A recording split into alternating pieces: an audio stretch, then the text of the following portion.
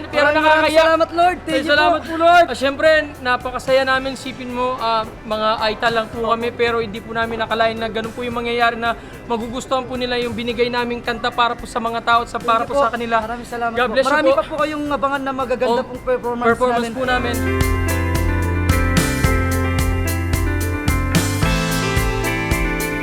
Masaya po kami. Hindi po namin nakalain na ganun po yung mangyayari na magti-turn po lahat sila.